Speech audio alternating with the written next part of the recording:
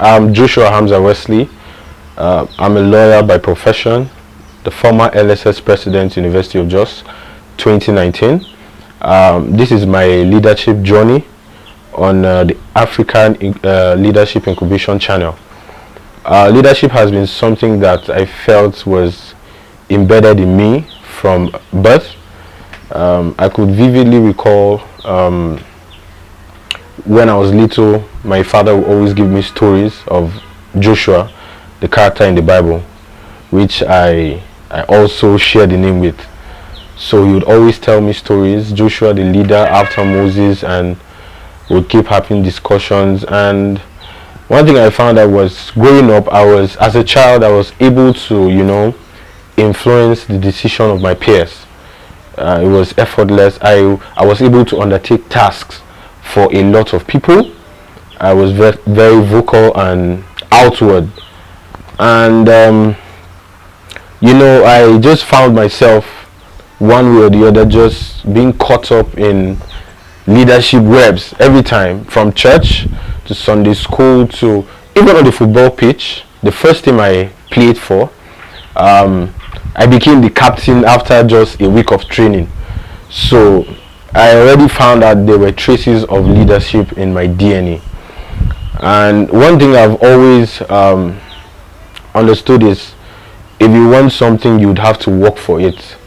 So when I realized this, I began, my own journey of introspection, finding out who I am and what my purpose is and what I can do.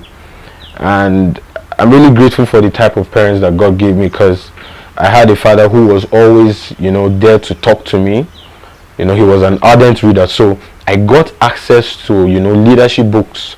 I think I read one of John Maxwell's leadership books when I was in primary 5. It was a pamphlet. I had access to leadership books, and I found out that as I was growing up, the experience, my mind began to expand, to understand what it means to undertake these tasks.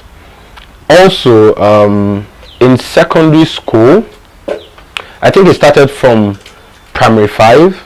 When I was in primary 5, I was being given the post of the assistant head boy after just, I think, a term or two in the school.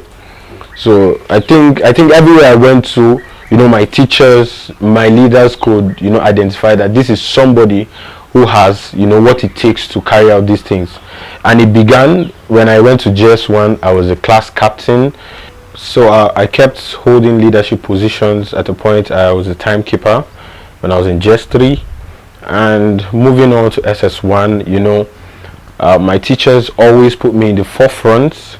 I always went for competitions, represented the school, debates, math, and everything. So basically, I was at the forefront of every activity at a point, during my stay in mid-school, so secondary school, I mean.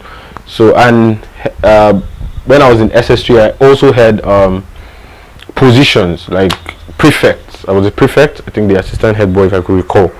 So leadership is something that has been in me, and watering the seed with knowledge and books, and having access to materials for mentors.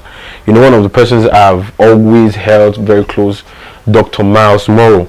He was in fact a teacher, a father when it comes to leadership. And I could remember sometimes, I'll come back from school, you find out that my dad will be playing the tapes, and you sit down to listen to, wisdom of ages. It was something that I don't know, access to that has really, really changed my mind, and, understanding these things. So, and one thing that has always helped me in life is the concept of servant leadership, which is something that most of our leaders, neglect today. We should know that we are first servants before leaders. The concept of representation is the fact that everybody cannot be there at the same time. So if you are being given the opportunity, to be there. You should be the face or the alter ego of the people you're representing. And this is not so if you see today, because everybody, is just there to, for the power, for the fame, for the money, for the portfolio. People have different reasons to become leaders, and that is where we are not getting it. The journey to becoming the LSS president was something that was conceived at the 11th hour. Yes, because yes, people, when I say these things, people just laugh at it. But when I was in 100 level, as a young boy coming from secondary school, what your parents will always tell you is you just focus on school and don't join politics. It distracts you, and all that. So it was a mindset I came with. So when I came 100 level, I barely partook in anything that has to do with politics or any leadership. I was just all about reading my book. And 200 level, the apathy, I noticed that the apathy began to die because my true self began to shed skin. So I began working my way towards it. 300 level, I became a full-blown political person, picking a candidate and even supporting campaigning. So I found myself there.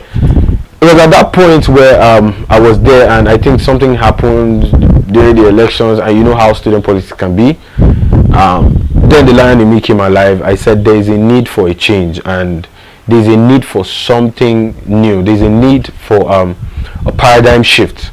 So I began campaigning. It was something that was very tough, and even my friends could attest to how how the decisions and how my elections transcended to something bigger in the University of Jos. So the journey to leadership is one that comes with so many hurdles, so many issues, so many you'd have to fight so many things getting to the top. But one thing that this has taught me, and I think I'll take to the grave, is that when you're opportune to be in a position, make sure you change something. Make sure you don't leave the position you attain the same. And that is the beauty of leadership, is continuity. When you have set the bar here, the next person that will come should set the bar higher. The next person that is going to come should set the bar higher. And that is where we find ourselves. We find out that the trajectory in this country is always from high to low, low to high, high to low. There is no consistency in flight. So that is something that I thought. And also, as a leader, you would have to cultivate the habit of working with a lot of people, because as a leader, when you attain these positions, even politically, you must have had subjects who were against you during the election process. And one thing about leadership is, after election, there is no more election. It's now governance. Your ability to bring people of both sides together and work together with them. And leadership is something that you can't find it anywhere. That is just the truth. It's not something that is common. So as a leader, one thing that you have to do is grooming the people that will succeed you. Leadership is like a virus. When you transmit it to someone, and someone transmits it to someone transmits it to someone, before it becomes a pandemic, and you find out that everybody's mind will be reshaped, and you have a caliber of leaders that would change the narrative.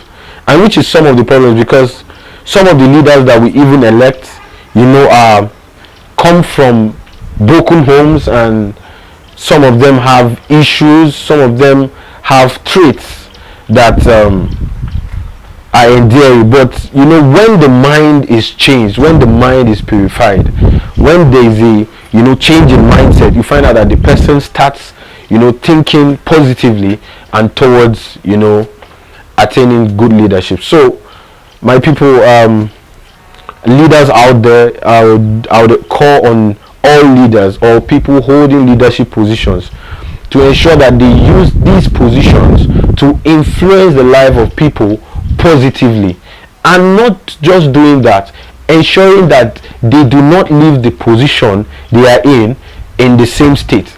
And lastly, raising leaders who undertake these tasks even better than you, the person who have left the position.